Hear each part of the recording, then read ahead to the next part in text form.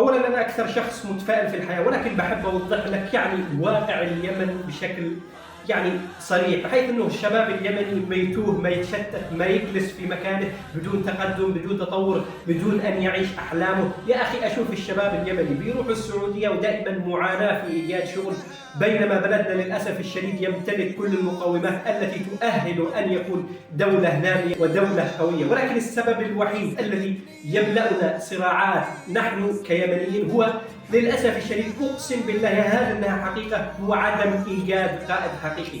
ما فيش قائد حقيقي يوجه اليمن ويقود اليمن والشعب اليمني. الشعب اليمني شعب كريم ويمتلك الطاقات والموهبة ويمتلك الطموح لبناء بلد أفضل، ولكن مع الأسف الشديد ما فيش قادة حقيقيين ولا مسؤولين يكونوا في المكان المناسب.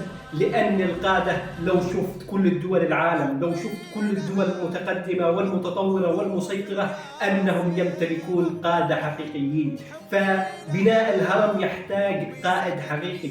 من دون قائد حقيقي يعني تخيل السفينة بدون ربان حقيقي يوجهها إلى الشاطئ، إلى الشاطئ أو إلى بر الأمان أو إلى الوجهة المناسبة. فبدون الربان الحقيقي مع الأسف الشديد السفينة ممكن تتوه، ممكن تغرق وسط البحر، وهذا ما حصل في اليمن. للأسف أصبحنا غريقين، يعني صراعات مستمرة. أنا كشاب يمني وجدت نفسي في آخر سنواتي في اليمن إني مع الأسف يعني هذا البلد لا يناسب ما أفكر فيه، ما أنوي فيه. يعني مشاكل مستمرة، صراعات مستمرة. يا أخي ما في، تخيل، لا وجود للنظافة في كل مكان، لا وجود للمشتقات، لا وجود للبنية التحتية، لا وجود للتطور، لا وجود ملامح للمستقبل. وهذا بسبب مع الأسف الشديد بسبب الصراعات المستمرة، بسبب حب السلطة، والشعب للأسف الضحية. فإما إنك تبقى في اليمن وتعيش الحياة العادية نفس أبوك وأمك وتموت إنسان عادي، أو إنك تحاول تصنع لك قيمة. في شباب من اليمن كثير جدا عايشين في اليمن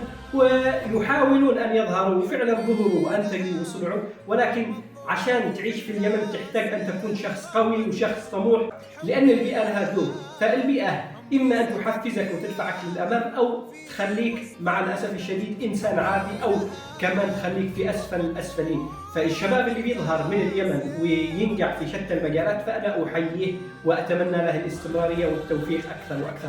أنا أحب الشباب اليمني وأتمنى لهم كل الخير. أنا واحد يعني منكم خرج من واقع صعب جدا، والآن يعني أحس نفسي في مكان أفضل والحمد لله، وأؤمن بذلك وأسعى للأفضل. ولكن أتمنى أيضا الشباب اليمني أنه يكون أكثر طموح، أكثر إيجابية، أكثر تفوق في كل المجالات. فكما قلت أنا يعني وجدت أنه صراعات مستمرة وحروبات وواقع وسياسة خربانة، اقتصاد خربان، كل شيء خربان للأسف الشديد. فكان الخيار الوحيد أمامي هو السفر، فقلت أجرب أسافر مصر. فسافرت مصر، وطبعا يعني كنت متوقع أن الحياة تكون سهلة، ولكن مع الأسف الشديد صدمت بالواقع. فالتحديات كثيرة جدا. أذكر أنه مرة كنت ساكن في شقة، وصاحب الشقة مع الأسف الشديد يعني ما كان عندي الإيجار، فاضطريت أقسم بالله نمت يوم بالشارع، تقريبا هو يوم وحيد اللي نمت فيه في الشارع، ولكن لم أستسلم للواقع. وهذا كمان رسالة مني للأخوة الذين يسافرون من اليمن للسعودية وكذا وأي مكان. ستواجهون عراقيل وتحديات للصبح، عمر الحياة ما تكون مفروشة ورد، ولكن أنت لازم تكون قوي، لازم تكون عندك يعني صبر وطموح وأهداف واضحة ومحددة، ولا تستسلم للظروف. أقسم بالله في نهاية المطاف إن الحياة بتكون حلوة. يعني نجاحك الله سبحانه وتعالى قد يؤخر عليك يعني نجاح سنوات ويأتي لك في يوم واحد. فدائما احسن الثقة بالله وتوقع دائما الأفضل، وخليك شخص قوي لا يستسلم للتحديات والظروف. التحديات موجودة، ولكن انت خليك أقوى من الظروف وأقوى من التحديات. معظم الناجحين والقادة مروا بظروف صعبة، وأنا أتفائل بهذا. كوننا يمنيين نمر في تحديات وفي ظروف، وخاصة شباب، نسأل الله سبحانه وتعالى أن يكون لنا مستقبل أفضل، طبعا بالسعي ثم السعي ثم السعي. وأخيرا يعني نصيحتي لكل يمني، شوف أنت ما هو أهدافك وما هي يعني الشيء الذي تريده من حياتك. لا تجلس بدون أحلام ولا تجلس بدون أهداف. شوف ما هو يعني الأولويات بالنسبة لك. هل إنك تعيش في اليمن أو تسافر؟ وابدأ اشتغل على ذلك. المهم ما تجلس إنسان عادي وتعيش عادي، خليك إنسان عظيم. أقسم بالله الشعب اليمني أنه يستحق أن يعيش أفضل مما هو فيه، ولكن مع الأسف الشديد ليس بيدنا أن نغير البلد بأكملها، ولكن قد نستطيع أن نفيد شباب ونغير حياة شباب. ونحن من ضمن هذه الشباب أن لا نستسلم للظروف ولا نستسلم للتحديات مهما كان الواقع صعب.